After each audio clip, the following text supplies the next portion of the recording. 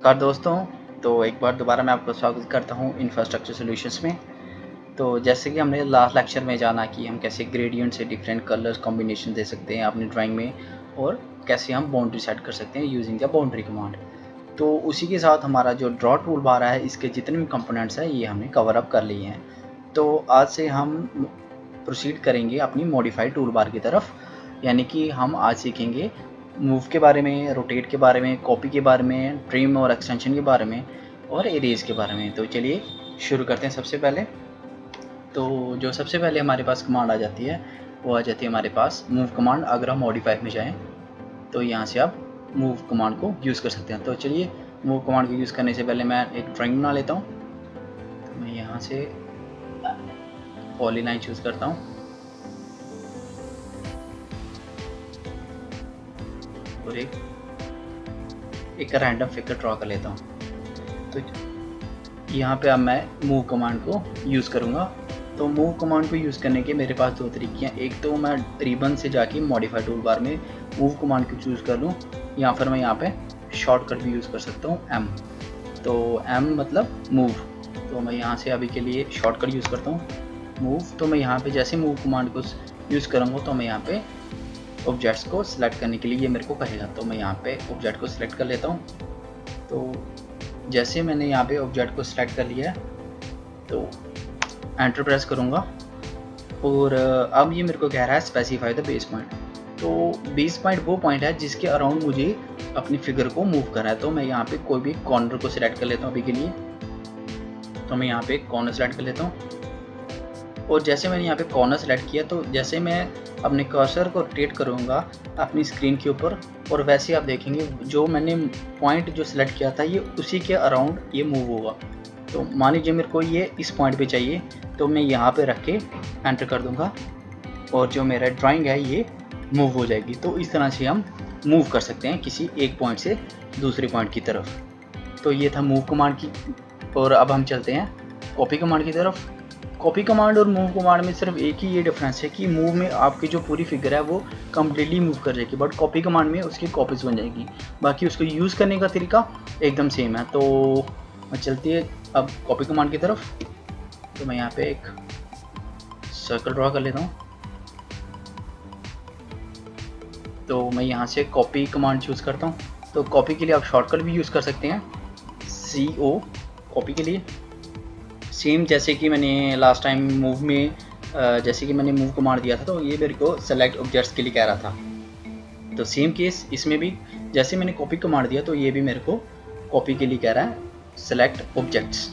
तो मैं यहाँ पे ऑब्जेक्ट को सिलेक्ट कर लूँगा, और जैसे ही मैंने ऑब्जेक्ट्स को सिलेक्ट कर लिया है तो मैं यहाँ पे एंटर की प्रेस करूँगा। तो अब मैंने जैसे इसको एंटर की को प्रेस किया तो अब मेरे को कह रहा है स्पेसिफाई द बेस पॉइंट। तो मान लीजिए मेरे को ये सेंटर के अराउंड इसको मूव करना है, तो मैं इसको सेंटर मान लेता हूँ और मैं इसको कहीं भी प्लेस कर दूंगा। जैसे कि हमने मूव में लास्ट टाइम एक पोजीशन से दूसरी पोजीशन की तरफ गए थे तो मेरा ऑब्जेक्टिव वो मूव कर गया था, बट इस केस में ये डिफरेंट कॉपीज तैयार करेगा एक ही फिगर की, कुछ इस तरह से। तो इस तरह से हम मूव कमांड को इस तरह से हम कॉपी कमांड को भी यूज़ कर सकते हैं। तो अगर आप यहाँ पे कमांड लाइन एरिया पे अगर हम फोकस करें तो यहाँ पे मेरे पास एक ऑप्शन आ रहा है एरे का। तो ये चलो जानते हैं इस एरे ये क्या करता है। तो जैसे मैं यहाँ पे एरे पे क्लिक करूँगा तो ये मेरे को कह रहा है enter the number of items to array, यानी कि मुझे नंबर ऑफ कॉपीज़ कितनी तैयार करनी है। तो मैं उसके लिए क्या करता हूँ, मैं यहाँ पे एंटर कर देता हूँ 5 और क्लिक करता हूँ एंटर। अब क्या होगा, अब ये मेरे को कह रहा है कि copy specify the second point या फिर फिट। तो मुझे यहाँ पे तो मैं यहाँ पे दो चीज़ कर सकता हूँ। एक तो मैं क्या कर सकता हूँ कि अपनी जो लेंथ है इसको फिक्स कर सकता हूँ, यानी कि मुझे कितनी स्पेसिंग की तरफ जो मेरे को डिफरेंट कॉपीज़ करनी है। तो मान लीजिए मेरे को ये स्पेसिंग की तरफ करनी है तो मैं यहाँ पे क्लिक कर दूँगा, तो इस तरह से मेरी ये कॉपीज़ रेडी हो जाएंगी। तो चलिए दूसरे तरीके की तरफ समझते हैं। तो उसके लिए मैं यहाँ पे इसको डिलीट करता हूँ।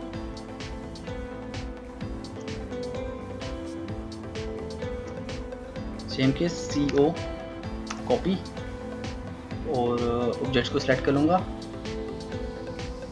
देन एंटर, और यहाँ पे बेस पॉइंट में सेंटर दे देता हूँ। और यहाँ पे डायरेक्शन स्पेसिफाई करता हूँ, और अभी के लिए यहाँ पे मैं एरे चूज़ करता हूँ और नंबर ऑफ मैं यहाँ पे 5 एंटर करता हूँ। मेरे को 5 कॉपी चाहिए और ये कह रहा है स्पेसिफाई सेकंड पॉइंट या फिर फिट, तो यहाँ पे मैं फिट भी चूज़ करता हूँ। तो यहाँ पे मैं इस तरह से इसकी फिटिंग भी कर सकता हूँ लाइक दैट। तो यानी कि जो मेरे फर्स्ट जो मेरा पॉइंट होगा और जो मेरा लास्ट पॉइंट है मैं वो स्पेसिफाई कर दूँगा और यहाँ पे मैं इसकी फिटिंग कर सकता हूँ। और जो डिस्टेंस होगा डिफरेंट मेरे कॉपीड आइटम्स के बीच में ये कांस्टेंट रहेगा। तो यहाँ पे मैं यहाँ पे करके इसको एंटर कर दूँगा और इस तरह से मैं कॉपी कमांड को यूज़ कर सकता हूँ। तो आई होप आपको ये कॉपी कमांड समझ आ गया होगा। तो मैं चलता हूँ अब नेक्स्ट कमांड की तरफ। तो उसके लिए मैं कुछ फिगर्स ड्रॉ कर लेता हूँ।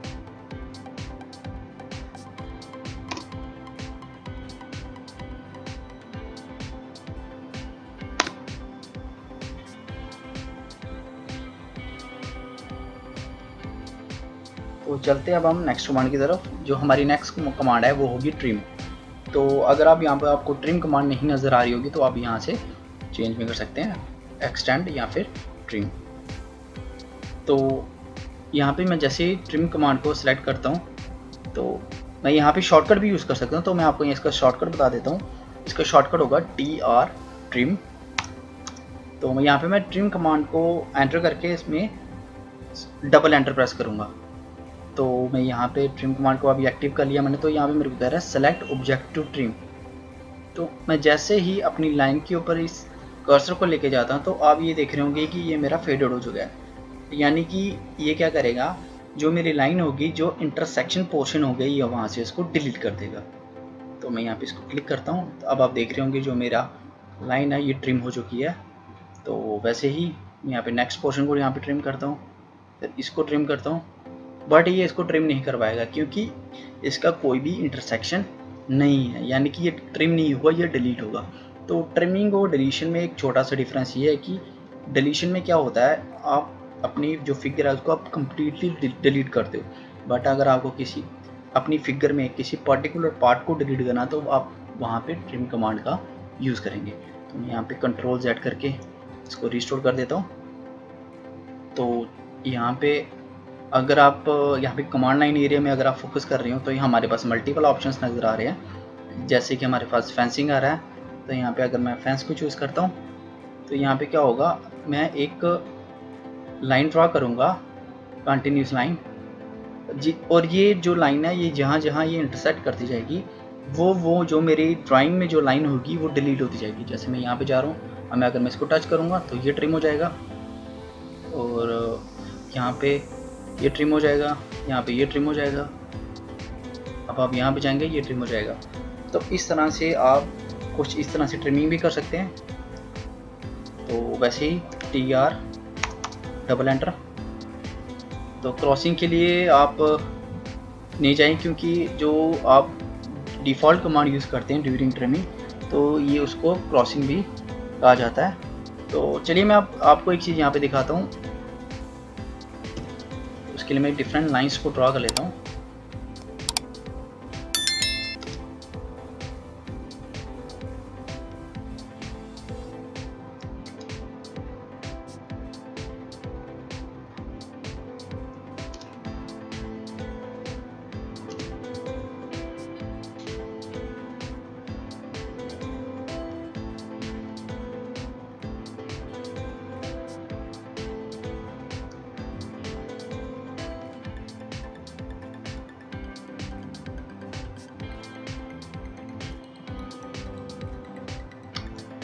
तो अब मैं यहाँ पे ट्रिम कमांड का यूज़ करने लगा हूँ।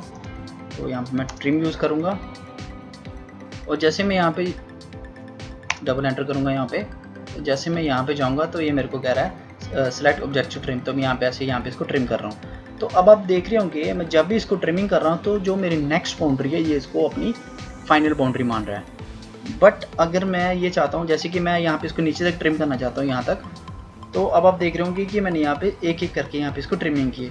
बट अगर आप ये चीज़ चाहते हैं कि मैं इसको सिंगल क्लिक से टॉप से लेके बॉटम तक जहाँ तक मुझे बाउंड्री असाइन करनी है वहाँ तक एक ही बार में ट्रिम हो जाए, तो उसके लिए आप क्या करेंगे, आप एक शॉर्टकट यूज़ करेंगे। मैं आपको बताता हूँ यहाँ पे जब आप TR ट्रिम कमांड यूज़ कर रहे होंगे तो आपको डबल एंटर नहीं करना है, आपको एक सिंगल एंटर प्रेस करना है। तो जैसे ही आप सिंगल एंटर प्रेस करेंगे तो ये कह रहा है सेलेक्ट ऑब्जेक्ट्स, यानी कि आपको एक बाउंड्री सेलेक्ट करनी है। तो मैं ये मान लेता हूँ मुझे ये बाउंड्री सेलेक्ट करनी है, मतलब कि अगर मैं कटिंग करूँ यानी कि ट्रिमिंग करूँ तो वो यहीं तक ट्रिम हो।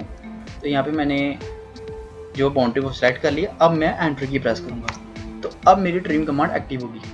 अब आप देखेंगे जैसे मैं यहाँ पे इसको सिंगल क्लिक यहाँ पे दूंगा तो ये नीचे बाउंड्री तक कम्प्लीटली ट्रिम हो जाएगा कुछ इस तरह से। सेम केस इसके साथ और सेम केस इसके साथ।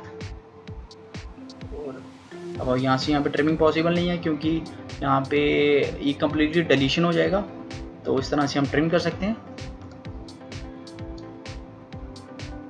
तो चलते हैं अब नेक्स्ट कमांड की तरफ, वो होगी हमारे पास रोटेशन। तो रोटेशन की तरफ जाने से पहले मैं आपको यहाँ पे एक छोटी सी कमांड और है इसके साथ, वो है एक्सटेंड की। इसके बारे में मैं आपको बता देता हूँ। तो जो एक्सटेंड है ये ट्रिम का इन्वर्स है, यानी कि जैसे हम ट्रिम में चीज़ों को डिलीट कर रहे हैं एक छोटा पार्ट, वैसे ही हम एक्सटेंड में करेंगे जो डिलीशन पड़ा वहाँ उसको रिस्टोर कर सकते हैं, या फिर आप कोई भी दो पॉइंट के बीच में आप उसको लाइन को एक्सटेंड कर सकते हैं। तो मैं आपको ये बताता हूँ, जैसे कि मैं यहाँ पे एक लाइन ड्रा कर देता हूँ इस तरह से, और ये लाइन ड्रा कर देता हूँ। तो आप जानते हैं जैसे मैं यहाँ पे इसको सिलेक्ट करता हूँ तो आप इसको यहाँ से ऐसे एक्सटेंड भी कर सकते हैं।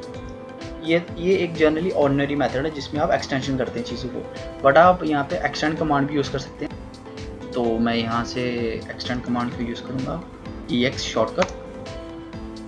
तो मैं यहाँ से ऑब्जेक्ट को सिलेक्ट कर लेता हूँ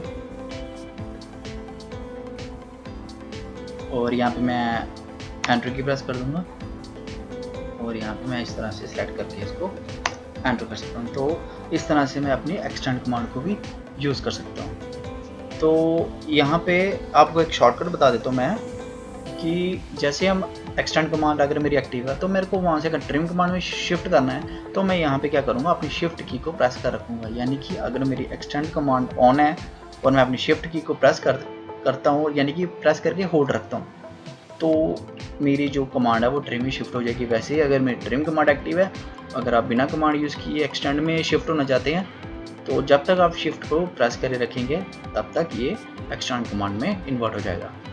तो चलते हैं नेक्स्ट कमांड की तरफ। तो नेक्स्ट कमांड होगी मेरी इरेज एंड डिलीट। तो यानी कि अगर मैं चीज़ों को डिलीट करना चाहता हूँ, जैसे कि आप ट्रिम में देखा हम किसी पर्टिकुलर पोर्शन को डिलीट कर रहे थे, बट अगर मेरे को कम्प्लीटली डिलीट करना है तो यहाँ पे मैं इरेज कमांड को यूज़ करके कम्प्लीटली इसको डिलीट कर सकता हूँ, लाइक दैट। तो इस तरह से हम इरेज या डिलीट को भी यूज़ कर सकते हैं। तो मैं आपको ये रिकमेंड करूँगा आप यहाँ पे इरेज कमांड को यूज़ ना करके आप डायरेक्टली जिस ऑब्जेक्ट को आपको डिलीट करना आप सीधा डिलीट की दबाएं अपने कीबोर्ड से। तो ये एक बेटर उसका ऑप्शन रहता है डिलीट करने का चीज़ों को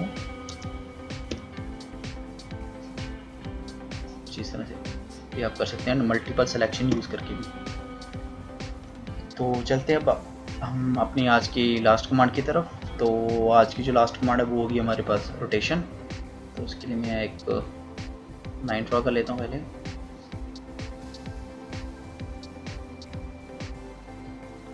तो चलते हैं अब रोटेट कमांड की तरफ। तो जैसे मैं यहाँ पे रोटेट कमांड को क्लिक करता हूँ यहाँ से मॉडिफाई टूल बार से, आप इसका शॉर्टकट भी यूज़ कर सकते हैं। तो मैं आपको इसका शॉर्टकट बता देता हूँ। तो इसका शॉर्टकट है RO रोटेट के लिए।